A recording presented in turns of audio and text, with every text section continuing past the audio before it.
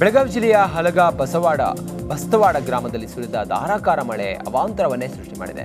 ಕೆಲ ದಿನಗಳಿಂದ ಮಳೆ ಇಲ್ಲ ಅಂತೇಳಿ ನಿಟ್ಟುಸಿರು ಬಿಟ್ಟಿದ್ದ ಗ್ರಾಮದ ಜನರಿಗೆ ಮಳೆರಾಯ ತಂಪೆರೆದು ಮತ್ತೆ ಆತಂಕವನ್ನ ಸೃಷ್ಟಿ ಮಾಡಿದ್ದಾನೆ. ಇನ್ನು ಭಾರೀ ಮಳೆಯಿಂದ ಮನೆ ಹಾಗೂ ಅಂಗಡಿ ಮುಗ್ಗಟ್ಟುಗಳು ಸಂಪೂರ್ಣವಾಗಿ ಜಲಾವೃತಗೊಂಡಿದೆ.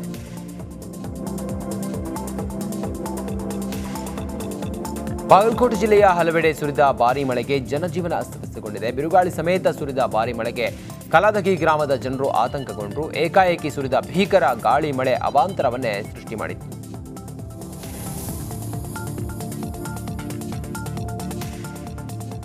ಚಿಕ್ಕೋಡಿಯಲ್ಲಿ ಕಳೆದೊಂದು ವಾರದಿಂದ ವಿರಾಮ ನೀಡಿದ ಮಳೆರಾಯ ಮತ್ತೆ ಆರ್ಭಟಿಸಿದ್ದಾನೆ. ಚಿಕ್ಕೋಡಿ, ನಿಪ್ಪಾಣಿ ಹಾಗೂ ಹುಕ್ಕೇರಿ ತಾಲೂಕುಗಳಲ್ಲಿ ಗುಡುಗು ಸಹಿತ ಧಾರಾಕಾರ ಮಳೆ ಸುರಿದಿದ್ದು ಜನಜೀವನ ಅಸ್ತವ್ಯಸ್ತಗೊಂಡಿದೆ. ಕೋಲ್ಕತ್ತಾದಲ್ಲಿನ ವೈದ್ಯಕೀಯ ವಿದ್ಯಾರ್ಥಿನಿ ಅತ್ಯಾಚಾರವನ್ನು ಖಂಡಿಸಿ ಕೋಲಾರದಲ್ಲಿ ವೈದ್ಯಕೀಯ ಸ್ನಾತಕೋತ್ತರ ವಿದ್ಯಾರ್ಥಿಗಳು ಮತ್ತು ವೈದ್ಯರು ಮೌನ ಪ್ರತಿಭಟನೆ ಮಾಡಿದರು. ಜಿಲ್ಲಾಸ್ಪತ್ರೆ ಎದುರು ಕ್ಯಾಂಡಲ್ ಹಿಡ್ಕೊಂಡು ಮೌನ ಪ್ರತಿಭಟನೆ ಮಾಡಿದರು. ತಪ್ಪಿತಸ್ಥರಿಗೆ ಕಠಿಣ ಶಿಕ್ಷೆ ಆಗಬೇಕು ಅಂತೇಳಿ ಆಗ್ರಹಿಸಿದರು. ಮಾಡ್ತಾರೆ ಅವರ ಈ ಘಟನೆಗೆ ನಾವು ಅವರಿಗೆ ಒಂದು ಪೊಲೀಸ್ ಇಲಾಖೆ ಆಗಲಿ 87ನೇ ಅಖಿಲ ಭಾರತ ಕನ್ನಡ ಸಾಹಿತ್ಯ ಸಮ್ಮೇಳನ ಡಿಸೆಂಬರ್ 20, 21 ಹಾಗೂ 22 ಮಂಡ್ಯದಲ್ಲಿ ನಡೆಯಲಿದೆ. ಸಮ್ಮೇಳನಕ್ಕಾಗಿ 28 ವಿವಿಧ ಸಮಿತಿ ರಚಿಸಲಾಗಿದೆ. ಮಂಡ್ಯದ ಅಂಬೇಡ್ಕರ್ ಭವನದಲ್ಲಿ ಸಚಿವ ಚಲುವರಾಯಸ್ವಾಮಿ ನೇತೃತ್ವದಲ್ಲಿ ಸಭೆ ನಡೆಯಿತು. ಸಭೆಯಲ್ಲಿ ಚುಂಚನಗಿರಿ ಮಠದ ನಿರ್ಮಲಾನಂದನಾಥ ಸ್ವಾಮಿ, ಪುರುಷೋತ್ತಮಾನಂದನಾಥ ಸ್ವಾಮಿ, ಶಾಸಕರಾದ ಗಣಿಗ ಪಿ ರವಿಕುಮಾರ್, ರಮೇಶ್ ಬಂಡಿಸಿದ್ದೇಗೌಡ, ದರ್ಶನ್ ಪುಟ್ಟಣಯ್ಯ, ದಿನೇಶ್ ಗೂಳಿಗೌಡ, ಮಧುಜಿ ಮಾದೇಗೌಡ, ಕಸಾಪ ರಾಜ್ಯಾಧ್ಯಕ್ಷ ಮಹೇಶ್ ಜೋಶಿ ಮತ್ತಿತರರು ಭಾಗಿಯಾಗಿದ್ದರು. ಕಷ್ಟ ಕಾರ್ಪಣ್ಯಗಳನ್ನು ತೊಡೆದು ಹಾಕಲೆಂದೇ ಆಷಾಢ ಮಾಸದಲ್ಲಿ ದಕ್ಷಿಣ ಕನ್ನಡ ಜಿಲ್ಲೆಯ ಕೆಲ ಭಾಗದಲ್ಲಿ ಒಂದು ಸಂಪ್ರದಾಯ ಆಚರಿಸಲಾಗುತ್ತೆ. ಆಟಿ ಕಳೆಂಜ ಎಂಬ ಜನಪದ ಆಚರಣೆ ಪ್ರಕಾರ ಮನೆ ಮನೆಗೆ ಬರುವ ಸಂಪ್ರದಾಯ ಇದೆ. ಇದರಂತೆ ಈ ಆಟಿ ಕಳೆಂಜನು ಊರಿಗೆ ಬಂದ ಮಾರಿಯನ್ನ, ಮನುಷ್ಯನು, ಸಾಕು ಪ್ರಾಣಿಗಳು ಮತ್ತು ಬೆಳೆಗಳಿಗೆ ಬಂದ ರೋಗಗಳನ್ನ ಕಳೆಯುವವನು ಎಂಬ ನಂಬಿಕೆ ಇದೆ.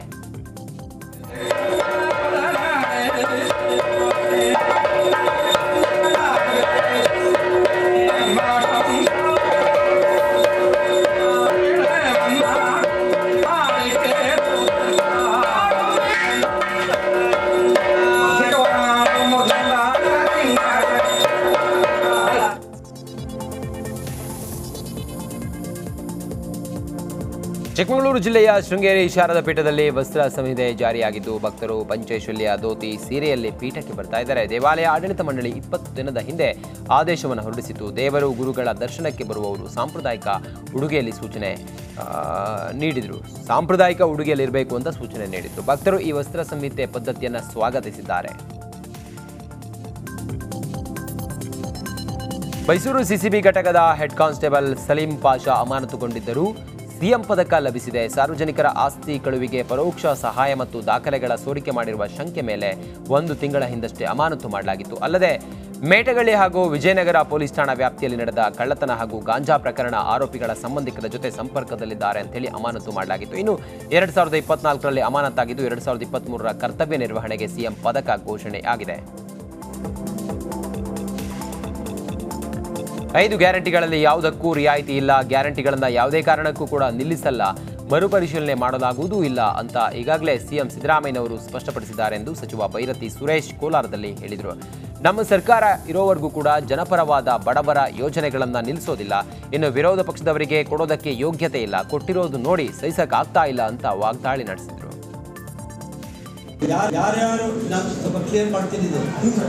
ಯಾರ್ಯಾರು ವೈಯಕ್ತಿಕವಾಗಿ ಅವರ ಅಭಿಪ್ರಾಯ ಏನಾದರೂ ಹೇಳ್ಕೊಳ್ಳಿ.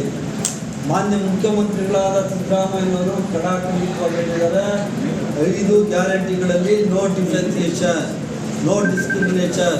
ಈ ರಾಜ್ಯದಲ್ಲಿರುವಂತಹ BPL, APL ಯಾರಿದ್ದಾರೆ ಎಲ್ರಿಗೂ 5 ಯೋಜನೆಗಳು ತಲುಪ್ತವೆ.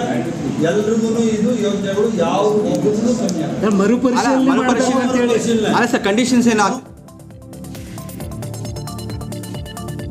ರೇಣುಕಾಸ್ವಾಮಿ ಕೊಲೆ ಕೇಸ್ನಲ್ಲಿ 17 ಆರೋಪಿಗಳ ವಿರುದ್ಧ ಕಾಮಾಕ್ಷಿಪಾಳ್ಯ ಪೊಲೀಸರು ಮತ್ತೊಂದು ಸಾಕ್ಷಿ ಕಲೆ ಹಾಕಿದ್ದಾರೆ.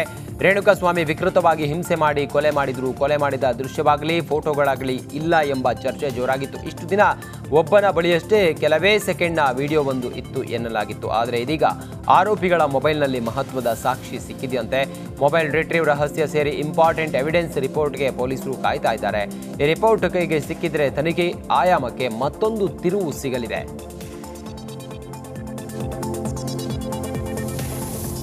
ಕೊಡಗಿನ ಕುಶಾಲನಗರ ತಾಲೂಕಿನ ಅತ್ತೂರು ಗ್ರಾಮದಲ್ಲಿ ಕಾಡಾನೆಗಳ ಕಾಟಕ್ಕೆ ರೈತರ ತೋಟಗಳೆಲ್ಲವೂ ಕೂಡ ಧ್ವಂಸವಾಗಿದೆ. ಕಾಡಿನಿಂದ ಆನೆಗಳು ನಾಡಿಗೆ ಬರದಂತೆ ಅಳವಡಿಸಲಾಗಿರುವ ರೈಲ್ವೆ ಕಂಬಿಗಳನ್ನು ಆನೆಗಳು ಮುರಿದು ಒಳಗಡೆ ಬರ್ತಾ ಇವೆ. ಇದಕ್ಕೆ ಅವೈಜ್ಞಾನಿಕ ಕಾಮಗಾರಿಯೇ ಕಾರಣ ಅಂತ ಸ್ಥಳೀಯರು ಅರಣ್ಯ ಇಲಾಖೆ ವಿರುದ್ಧ ದೂರಿದ್ದಾರೆ.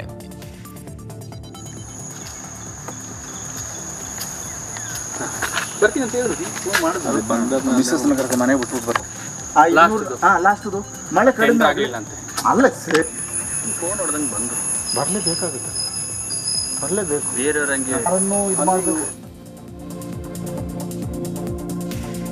ತುಂಗಾ ನದಿಯನ್ನ ಉಳಿಸುವ ನಿಟ್ಟಿನಲ್ಲಿ ಹಾಗೂ ತುಂಗಾ ನದಿಗೆ ಸೇರ್ತಾ ಇರುವ ಕಲುಷಿತ ನೀರು ತ್ಯಾಜ್ಯವನ್ನು ತಡೆಗಟ್ಟುವ ಉದ್ದೇಶದಿಂದ ಜನರಲ್ಲಿ ಜಾಗೃತಿ ಮೂಡಿಸಲು ನಿರ್ಮಲ ತುಂಗಾ ಅಭಿಯಾನ ಆರಂಭಿಸಲಾಗ್ತಾ ಇದೆ.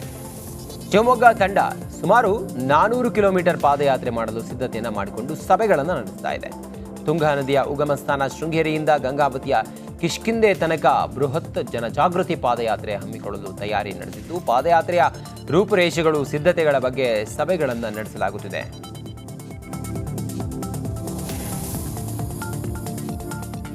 ಗದಗ ಜಿಲ್ಲೆಯ ರೋಣ ತಾಲೂಕಿನ ಜಕ್ಕಲಿ ಗ್ರಾಮದಲ್ಲಿ ಭೀಕರ ಕೊಲೆ ನಡೆದಿದೆ. ಕ್ಷುಲ್ಲಕ ಕಾರಣಕ್ಕೆ ಒಂದು ಜೀವವನ್ನೇ ತೆಗೆದಿದ್ದಾರೆ. ಮನೆ ಮುಂದಿನ ರಸ್ತೆಯಲ್ಲಿ ಹೆಸರನ್ನ ಒಣ ಹಾಕಿದ್ದಕ್ಕೆ ರಾಡ್ನಿಂದ ಹೊಡೆದು ವೃದ್ಧನನ್ನ ಕೊಲೆ ಮಾಡಿದ್ದಾರೆ. ಈ ಕುರಿತು ನರೇಗಲ್ ಪೊಲೀಸರು ಪ್ರಕರಣವನ್ನು ದಾಖಲಿಸಿಕೊಂಡು ಆರೋಪಿ ಫಕೀರಪ್ಪನನ್ನ ಬಂಧಿಸಿದ್ದಾರೆ.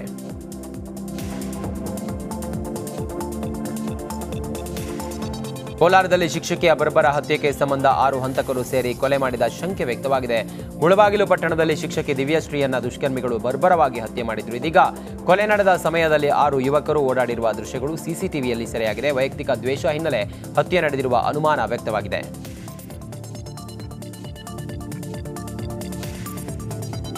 ಬಾಗಲಕೋಟೆ ಬಿಜೆಪಿಯಲ್ಲಿ ಮಾಜಿ ಎಂಎಲ್ಎ ವೀರಣ್ಣ ಚರಂತಿಮಠ ಹಾಗೂ ಬಿಜೆಪಿಯ ಹಾಲಿ ಎಂಎಲ್ಸಿ PH ಪೂಜಾರ ನಡುವೆ ವಾಕ್ಸಮರ ಜೋರಾಗಿದೆ.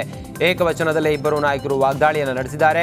PTDA ನಿವೇಶನ ರದ್ದತಿಗೆ ಸಂಬಂಧಿಸಿದಂತೆ ಶುರುವಾದ ಜಗಳ ತಾರಕಕ್ಕೇರಿದೆ. ಚರಂತಿಮಠ ವಿರುದ್ಧ ಪೂಜಾರ್ ವಾಗ್ದಾಳಿ ನಡೆಸಿದ್ದಾರೆ. ಇನ್ನು ಪೂಜಾರ್ ಆರೋಪಕ್ಕೆ ಚರಂತಿಮಠ ತಿರುಗೇಟು ಕೊಟ್ಟಿದ್ದಾರೆ. 78ನೇ ಸ್ವಾತಂತ್ರ್ಯೋತ್ಸವ ದಿನಾಚರಣೆ ಹಿನ್ನೆಲೆಯಲ್ಲಿ ಬೆಂಗಳೂರಿನ ವಿಧಾನಸೌಧಕ್ಕೆ ಜನಸಾಗರವೇ ಹರಿದು ಬಂದಿತ್ತು. ಕೇಸರಿ ಬಿಳಿ ಹಸಿರು ಬಣ್ಣದಿಂದ ವಿಧಾನಸೌಧ ಜಗಮಗಿಸಿದೆ. ವಿದ್ಯುತ್ ದೀಪಾಲಂಕಾರ ಕಂಗೊಳಿಸಿದೆ. ಇದನ್ನ ಕಣ್ತುಂಬಿಕೊಳ್ಳಲು ಸಾವಿರಾರು ಜನರು ಆಗಮಿಸಿದರು. ಈ ವೇಳೆ ಟ್ರಾಫಿಕ್ ಜಾಮ್ ಉಂಟಾಗಿ ವಾಹನ ಸವಾರರು ಪರದಾಡಿದರು.